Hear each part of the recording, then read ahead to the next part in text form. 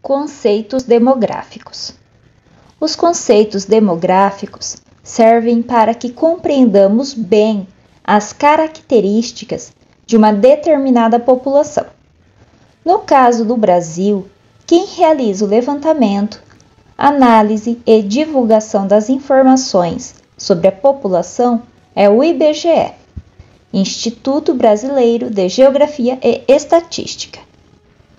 O IBGE foi criado na década de 1930 e desde 1940 realiza o censo, pesquisa aprofundada sobre a população, que é realizada desde então a cada 10 anos. O último censo foi realizado em 2010 e o novo deveria ter sido realizado em 2020, mas em razão da pandemia foi adiado. Entre um censo e outro, são realizadas projeções com base nas informações de levantamentos anteriores, como podemos conferir na página do IBGE. Esta, então, é a página oficial do IBGE, onde nós podemos acessar informações sobre população, economia e outras informações também, como o meio ambiente. Mas, como nosso assunto é população, vamos conferir aqui, logo nesse primeiro item. Quando nós acessamos aqui o IBGE População, ele vai nos mostrar a população estimada do Brasil no exato momento em que acessamos. Lembrando que é uma estimativa, não significa que seja exatamente este número. O único levantamento capaz de nos passar um número exato é o censo, aquela pesquisa realizada a cada 10 anos.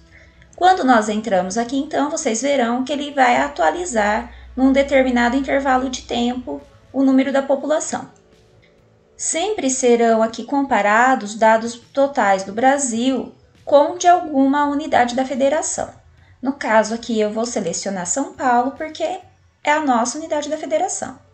Então aqui inclusive nos é apresentada uma pirâmide etária, onde na cor laranja são as informações do Brasil e na cor azul comparando com as informações do estado de São Paulo. Aqui nós conseguimos conferir diversas outras informações populacionais, como taxa de crescimento, evolução dos grupos etários, dentre outras tantas informações, que vocês poderão conferir depois em outro momento com mais calma, pois eu vou deixar para vocês o link para que vocês confiram. Vamos conhecer então os conceitos demográficos e como são estabelecidos, para então compreender o seu papel para o estudo da população. População absoluta.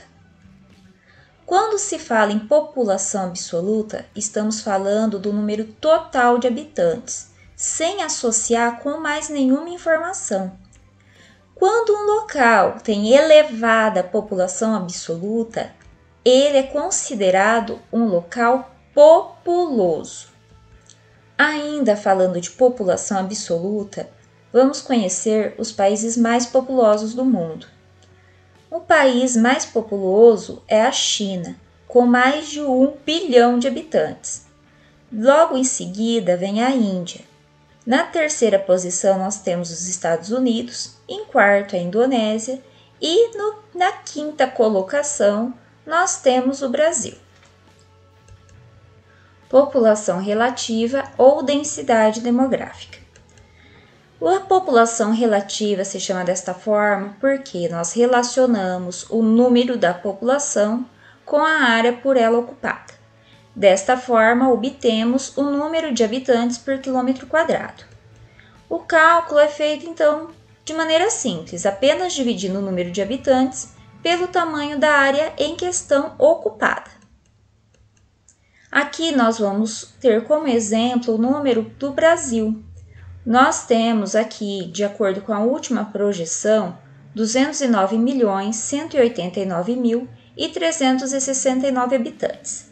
Dividindo pelo tamanho do território brasileiro, que é de 8.515.767 km², nós obtemos a densidade demográfica ou população relativa com um número aproximado de 24,6 habitantes por quilômetro quadrado.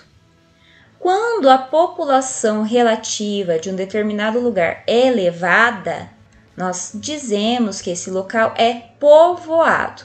Não é o caso do Brasil, porque com pouco mais de 20 habitantes por quilômetros quadrados, o Brasil não é considerado um país povoado. É claro, nós veremos na sequência, a população brasileira é distribuída de maneira desigual ao longo do território. Distribuição e crescimento populacional.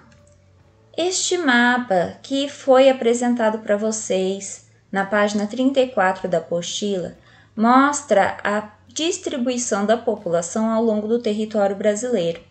Nós vemos que, de acordo com a cor mais forte, nós temos os maiores números. No tom mais fraco, aqui nós temos menos de 1 habitante por quilômetro quadrado, que vai pegar justamente as áreas que coincidem com áreas florestais. E próximos às grandes cidades, capitais de estado, nós temos normalmente uma concentração maior de pessoas. Nós vemos que a maior concentração se dá ao longo do litoral principalmente, e claro, mais no interior, nos casos aqui das regiões Sudeste, Sul e Nordeste. Com base nesse mapa, nós temos algumas atividades para responder. Aqui ele pede qual a região brasileira que tem a menor densidade demográfica. Basta a gente reconhecer aqui as regiões brasileiras. Observem que a região norte é a que vai ter a menor concentração de pessoas.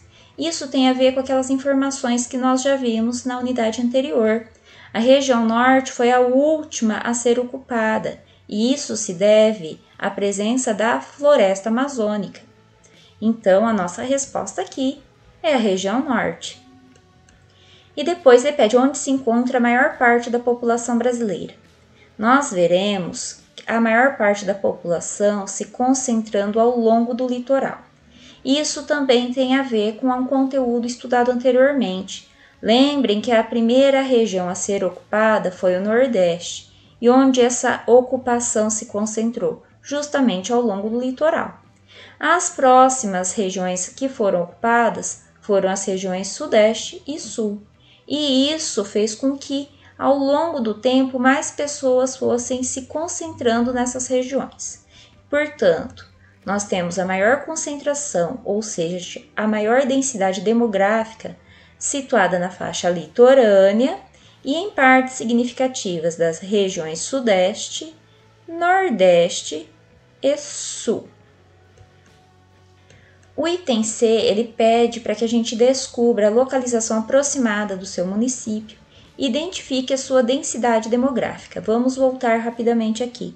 Novo Horizonte está aqui no centro-oeste do estado de São Paulo, mas é claro que não dá para a gente ver com muita clareza. Portanto, eu trouxe esse mapa, essas informações que eu peguei ali do site do IBGE para que vocês confiram. Nós temos aqui em destaque no estado de São Paulo, onde está Novo Horizonte. Para isso, nós usaremos essas duas informações, a área territorial, que é de 931,743 km², e a população estimada de um pouco mais de 41 mil de habitantes.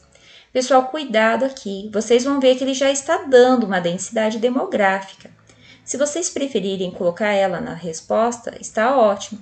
Só prestem atenção que se a gente dividir aqui o número de pessoas que está aqui por este número aqui, que é a área do nosso território, não vai coincidir. Porque essa densidade demográfica apresentada tem como base as informações de 2010. Já esse número que nós temos aqui é a projeção de 2020.